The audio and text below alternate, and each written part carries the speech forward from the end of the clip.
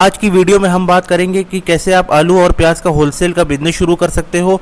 अगर आप आलू और प्याज का होलसेल का बिजनेस शुरू करते हो तो आपको माल कहां से खरीदना है, सस्ते से सस्ता माल कहां पर मिलता है, इसी के साथ पेमेंट की टर्म और कंडीशन कैसी रहती है। जैसे कि आपने आलू और प्याज होलसेल में खरीद कर लाए तो आपको पेमेंट कैसे देना पड़ता है, इसमें इन्वेस्टमेंट कितना लगता है, प्रॉफिट मार्जिन कितना होता है। चलिए दोस्तों वीडियो स्टार्ट करते हैं। आलू और प्याज ये ऐसी सीजनल सब्जी है जो 12 महीने चलती है। ये इंडिया में हर घर में ये कंज्यूम होता है। इसी के साथ आप ये बिजनेस किसी भी बड़े से बड़े शहर या छोटे से छोटे गांव में भी रहकर आप इसको शुरू कर सकते हो। अब बात करते हैं सस्ते से सस्ता प्रोडक्ट आपको कहां से मिलता है और ख़रीदारी कैसे की जाती है। अगर हम आज की बात करें तो सबसे ज़्यादा प्याज होता है महाराष्ट्र में, उसके बाद कर्नाटक में, गुजरात में और राजस्थान में। ये 4 ऐसे स्टेट हैं जिनमें प्याज अधिक से अधिक होता है। अगर आप इनमें से किसी भी स्टेट से प्याज खरीदते हो तो आपको सस्ते से सस्ता प्याज मिलता है। अगर आप इंडिया के बाहर से भी देख रहे हैं तो आपकी कंट्री में कुछ ऐसी जगह होगी या प्लेस होगी जहां पर प्याज का उत्पादन ज़्यादा होता होगा। जहां अगर किसी चीज़ का उत्पादन ज़्यादा होता है, प्रोडक्शन ज़्यादा होता है, अगर आप वहां से वो चीज़ खरीदते हो तो आपको वो चीज़ कम रेट में मिलती है, सस्ते में मिल जाती है। अब मैं आपको बताना चाहूँगा कि महाराष्ट्र में मार्च में सबसे ज़्यादा इसकी खेती होती है और कर्नाटक और गुजरात में अगस्त और सितंबर में इसकी सबसे ज़्यादा खेती होती है। सबसे पहले आपको पता करना होगा किस एरिया में किस टाइम इसकी सबसे ज़्यादा पैदावार हो रही है। साल में 1-2 महीने ऐसे भी आते हैं जब प्याज की कीमत जो है 80 रुपये, 100 रुपये, 100 रुपये से ऊपर तक भी चली जाती है। तो ऐसे टाइम में प्याज की सप्लाई बहुत कम हो जाती है और जो कोल्ड स्टोरेज में स्टोर किए रहते हैं तो फिर वही प्याज मार्केट में आती है तो प्याज का रेट काफ़ी बढ़ जाता है। अब बात करते हैं कि आप ज़्यादा से ज़्यादा प्रॉफिट कैसे कमाएं। देखिए जो हमारे किसान होते हैं, जैसे प्याज या आलू की खेती होती है वो उसको तुरंत बेच देते हैं और जो बड़े होलसेलर होते हैं, ब्रोकर होते हैं, वो इसको कोल्ड स्टोरेज बना के रखते हैं, उसमें इसको स्टोर कर देते हैं। वो एक ऐसी जगह होती है जहां आलू और प्याज रखने में वो ख़राब नहीं होती है। फिर जब वो 2-3 महीने बाद अच्छा रिटर्न देने लगते हैं तब उनको बेचा जाता है। तो दोस्तों अगर बिजनेस शुरू करना है तो आप कोल्ड स्टोरेज ज़रूर बनाइए ताकि आप ज़्यादा मुनाफा कमा सकें। अब बात करते हैं पेमेंट की। उससे पहले आपको बता दूं, आलू और प्याज जो होता है वो ट्रक के थ्रू भेज दिया जाता है। आप किसी भी किसान से खरीदोगे तो वो आपको ट्रक के थ्रू या गाड़ी के थ्रू आपकी तरफ सप्लाई कर देगा। इसमें 2 तरीके से खरीदारी की जाती है। पहला जो होता है वो ब्रोकर के थ्रू, जैसे कि जो एजेंट होते हैं जो किसान के बीच में होते हैं, वो क्या करते हैं, उनका कमीशन सेट रहता है। आपको भी पता होगा कि इनका कमीशन सेट रहता है। इनका कमीशन होता है 1% होता है, किसी का 2% होता है।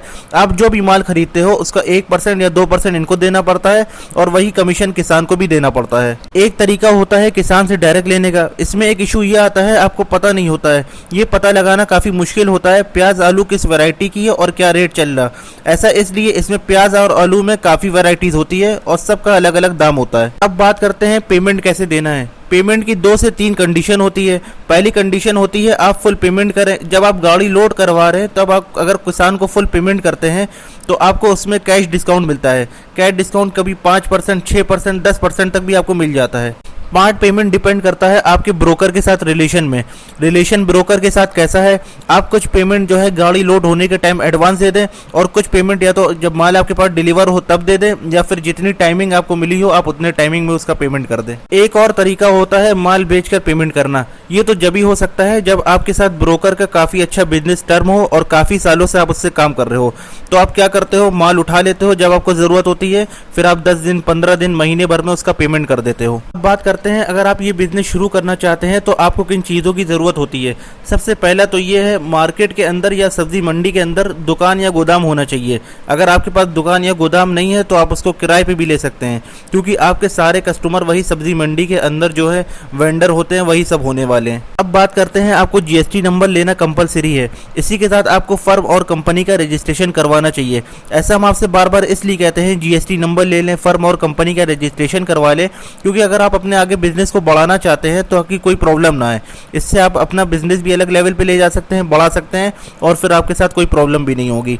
मतलब टैक्स को लेके कानूनी कुछ आपके साथ कोई प्रॉब्लम नहीं आएगी। इसमें आपको एक स्टाफ की भी ज़रूरत पड़ेगी जो माल लोडिंग अनलोडिंग के लिए, कहीं माल सप्लाई करने जाना हो तो वो चला गया, या तो माल तौलवाने के लिए एक स्टाफ आपको रखना ही पड़ेगा जो आपके साथ रहे। इसी के साथ आपके जो कस्टमर होते हैं वो पिकअप वाले होते हैं, छोटी सब्जी के जो वेंडर होते हैं या फिर जो रेस्टोरेंट वाले होते हैं। देखिए शादी में, रेस्टोरेंट में, ये सब जगह माल बहुत अच्छी क्वांटिटी में जाता है।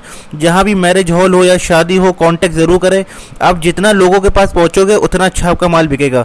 वैसे जो सब्जी वाले विक्रेता होते हैं वो तुरंत ही आपसे माल लेना शुरू कर देते हैं। अब बात करते हैं इन्वेस्टमेंट की। देखिए इन्वेस्टमेंट इसमें दो तरीके से लगता है।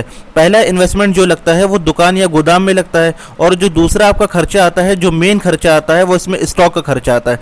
अगर हम स्टॉक की बात करें तो आप इसमें 50,000 से लेकर 2 लाख रुपए तक आराम से आप ये बिजनेस शुरू कर सकते हो। अगर आप खुद की पिकअप ले आते हो तो आपको कहीं माल पहुंचाना है, कहीं माल सप्लाई करना है, कहीं से माल उठाना है, तो आपको काफ़ी आसानी हो जाएगी। इससे फिर आपका जो पिकअप का खर्चा होगा, जो रेंट आएगा, वो भी आपका बच जाएगा। प्रॉफिट मार्जिन की अगर बात करें तो वो आपकी खरीदारी पर डिपेंड करता है। जितना सस्ता आप माल खरीद कर लाएंगे उतना ज़्यादा प्रॉफिट मार्जिन होता है। ये एक ऐसा सेंसिटिव बिजनेस है, लेकिन मीडियम रिस्क बिजनेस आप इससे कहें, क्योंकि इसमें भाव कम ज़्यादा होते रहते हैं। लेकिन इतना भी रिस्क नहीं है, क्योंकि इसमें 1 रुपये या 2 रुपये का ही भाव में उतार चढ़ाव आता है। फिर जब आपको जैसे नॉलेज हो जाएगी, आपको खुद पता चल जाएगा मार्केट में कब इसका रेट कम हो रहा है, कब ज़्यादा हो रहा है। अगर आप कोल्ड स्टोरेज बनाते हैं तो आप अच्छा खासा मुनाफा कमा सकते हैं। जब ये प्रोडक्ट की कमी आती है, जब इसकी पैदावार कम हो जाती है, जिस महीने मैंने आपको बताया, तो आप इसमें ज़्यादा मुनाफा कमा पाएंगे। इसी के साथ ये बिजनेस जो होता है 20% से 50% तक होलसेल में प्रॉफिट देने वाला बिजनेस है। ये भी डिपेंड करता है आप कितना सस्ता माल खरीद रहे हैं और कितना टर्नओवर कर रहे हैं। दोस्तों ये वीडियो में इतना ही। अगर आपको कुछ ना समझ में आया हो, कोई क्वेश्चन हो, तो आप नीचे कमेंट बॉक्स में पूछ सकते हैं। फिर मिलेंगे न्यू वीडियो के साथ बहुत जल्द। Good bye.